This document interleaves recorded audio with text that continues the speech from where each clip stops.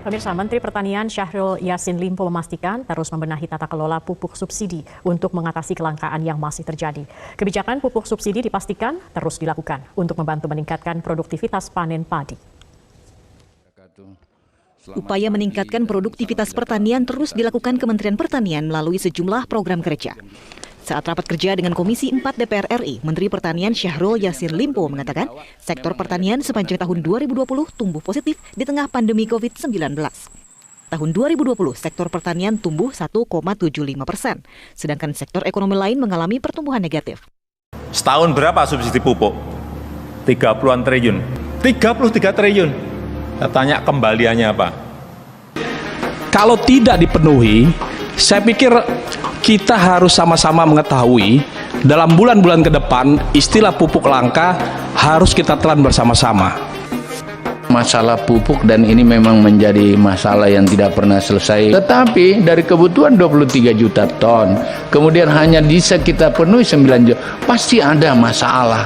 Walaupun penyelamatannya sudah dilakukan melalui RDKK dan pertanian itu terlalu banyak permainan yang harus kami hadapi dari luar.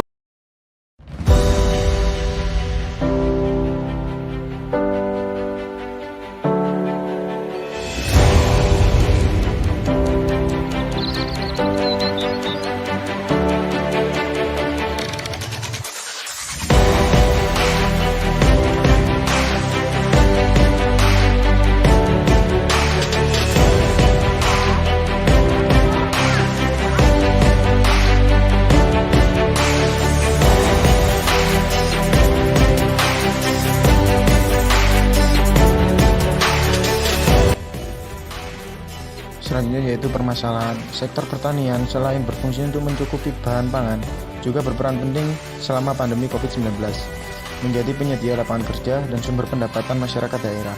Sayangnya, hampir setiap tahun sektor ini selalu dihadapkan pada kelangkaan pupuk subsidi dan harga yang kurang terkendali.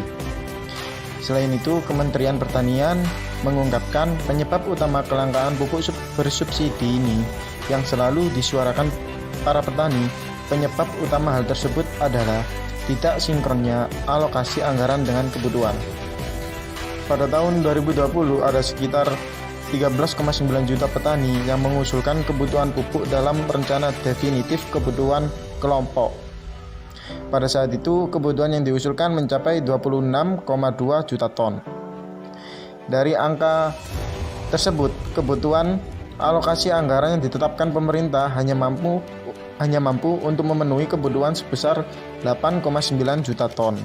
Jika dilihat secara nominal, dari usulan anggaran yang mencapai 69,2 triliun hanya disepakati sebesar 39,7 triliun. Sehingga hanya sekitar 34,2% yang bisa dialokasikan dari permintaan dari masing-masing kelompok tani.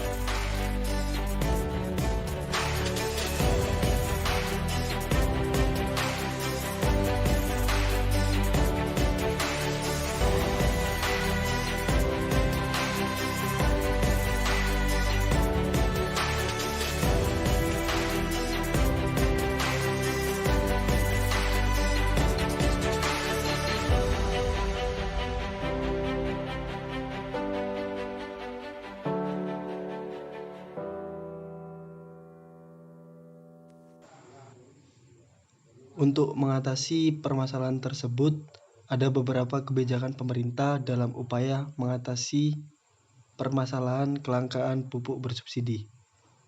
Kebijakan subsidi pupuk yang selama ini diterapkan telah menimbulkan beberapa masalah, seperti distribusi yang tidak adil dan juga tidak tepat sasaran, dualisme pasar, penggunaan pupuk yang berlebihan, biaya subsidi lebih besar dari manfaat.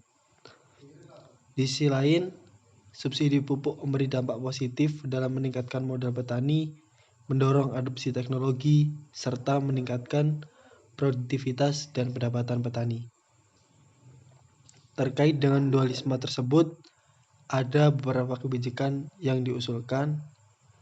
Yang pertama yaitu melanjutkan kebijakan subsidi pupuk dengan perbaiki perencanaan, pemantauan, sistem distribusi, dan pemberdayaan penyuluh lapang.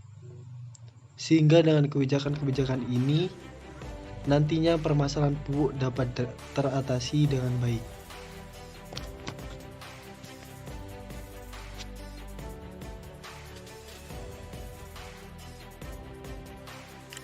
Sebagai suatu program subsidi dengan target yang sangat luas, subsidi pupuk menghadapi berbagai masalah dan kendala dalam implikasinya, sehingga menurunkan efektivitasnya dalam mencapai tujuan. Paling tidak, ada 3 masalah penting dalam program subsidi pupuk, yaitu penyelewengan distribusi pupuk bersubsidi, kesenjangan antara ketersediaan dan kebutuhan, dan biaya sasaran atau target. Banyak modus operandi yang dilakukan berbagai kalangan untuk memperoleh keuntungan yang besar dengan melakukan penyelewengan. Hasil observasi pihak kepolisian menyebutkan paling tidak ada 7 modus operandi penyelewengan pupuk bersubsidi, yaitu melakukan penimbunan, mengganti kemasan pupuk bersubsidi dengan non-subsidi, melakukan perdagangan antar pulau, menyebarkan isu kelangkaan pupuk, penyelundupan fisik dan administrasi, pemalsuan kuota kebutuhan, dan menggeser stok dari satu daerah yang harganya lebih murah ke daerah yang harganya lebih tinggi.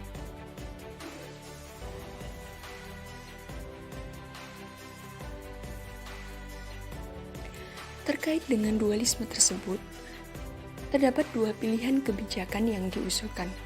Pilihan pertama adalah melanjutkan kebijakan subsidi pupuk dengan memperbaiki perencanaan, pemantauan sistem distribusi, dan pemberdayaan penyuluh lapangan. Pilihan kedua adalah menggantikan kebijakan tersebut dengan kebijakan lain yang lebih efektif. Kebijakan pengganti dapat berupa subsidi benih unggul, subsidi kredit, perbaikan dan pemeliharaan saluran irigasi, subsidi alat mesin pertanian, perbaikan pemasaran, dan pemberdayaan penyuluh lapangan. Dalam pelaksanaannya, pemerintah dapat memilih salah satu kelompok kebijakan atau mengombinasikan kedua kelompok kebijakan tersebut sesuai dengan ketersediaan anggaran dan tingkat efektivitas pencapaian sasaran yang diinginkan.